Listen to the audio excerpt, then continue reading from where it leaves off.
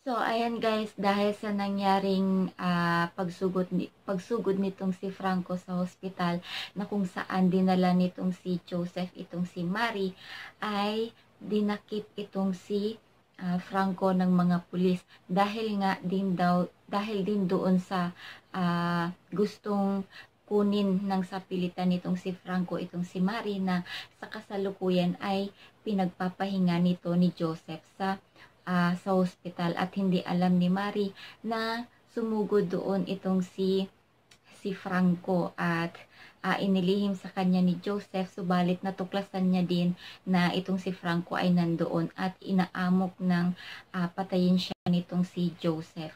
At doon ay dumating agad ang mga pulis at ito ay hinuli ng mga pulis itong si Franco, at itong si Franco ay tuluyan dinala ito sa presinto at na-detain muna doon at nagkaroon ng investigasyon. At isa na doon sa nagtestimony itong si Mary at sina Joseph. At itong si pala ay pumunta doon itong si Victor. Itong si Victor ay yung parang naging kalaguyo nitong asawa dati ni Joseph na si Audrey. So, ayan, itong si Victor ay pinasalamatan ni Joseph dahil nga nag-testify ito laban kay Franco. At nagsorry na din ito at nagsabi na ng totoo itong si Victor kay Joseph na nandoon siya at siya ang kasama nitong si Audrey bago ito mamatay, at kasama ito doon sa kotse nang maaksidente ito. At pinatawad na din ni Joseph kasi matagal na din daw yun at gusto na niyang kalimutan ang mga masasakit na alaala na dulot noong nakaraan.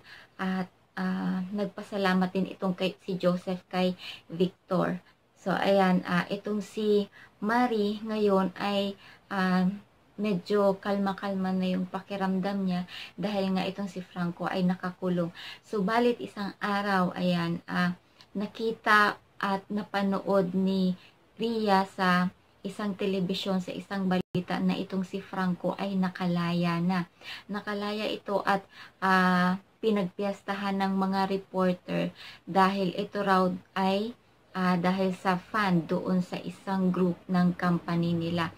At ito naman si Ria ay ipinaabot agad dito kay Joseph, at nalaman yun ni na Joseph at Mary, at pinanood din nila ang sinasabing pinagpiyastahan ng mga reporter itong si Franco. At doon itong si Franco ay kinausap ang kanyang driver na kunin ang bank account para lagyan ni Franco ng fund, and bibigyan niya ito ng maraming pera, at lumayo-layo muna itong kanyang driver.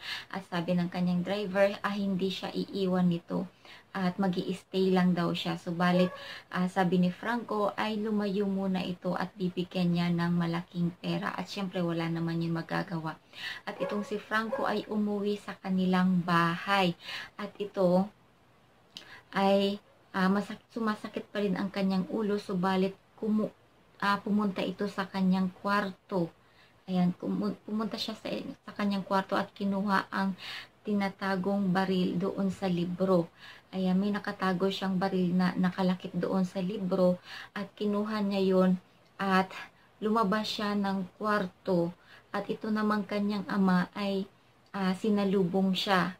So, galit sa kanya ang ama, at syempre galit na galit din itong si Franco sa kanyang ama, at nagdiskusyonan pa sila, nag-away muna sila, at itong si Franco ay parang napikon at itinutok niya ang baril niya sa kanyang ama.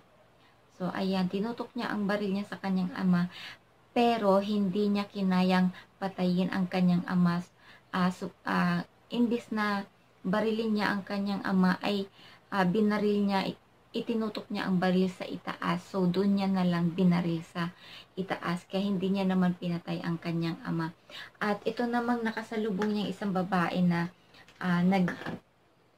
tumitira, at medyo kaano na ng kanyang ama, ay sinabihan niyang nag-join lang naman ito dahil sa pera. Umanib lang naman itong sumali ito sa pamilya nila dahil nga lang daw sa pera. At sabi naman sa kanya ay wag daw siyang bastos. At sabi ni Franco, magpakasaya ka na dahil marami ka ng pera. At doon, itong si Franco naman ay umalis na sa kanilang bahay. At dito natin titingnan kung saan pupunta itong si Franco kasi nga hindi niya talaga matanggap na itong si Mari ay wala na sa kanyang poder. Ito namang ina ni Mari ay inaalagaan at kasama ang ina naman ni Joseph, na kung saan sila naman ang magkasama doon sa isang bahay na iniwan sila nina Joseph para maging safe ang mga ito, ang kanilang mga magulang na parehas ng walang asawa, ang ina ni Joseph at ang ina ni Mary, na kung saan naman ay magkasundo naman ang dalawa at hindi naman sila magkakontrahan. At kinikwentuhan pa nga ng ina ni Joseph itong ina ni Mary para ito ay makatulog at ma-relax at maging maginhawa ang pakiramdam. Kung kaya naman itong si Mary ay palagay naman sa ginawa nitong si Joseph at masaya ito at feeling safe si Mary dahil kay Joseph.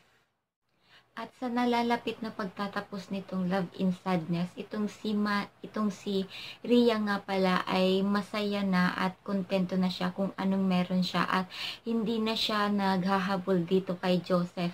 Kumbaga pinag-ubayan niya na kung ano man ang namamagitan sa kanilang dalawa at tanggap niya na kaibigan nga lang talaga ang turing sa kanya ni Joseph.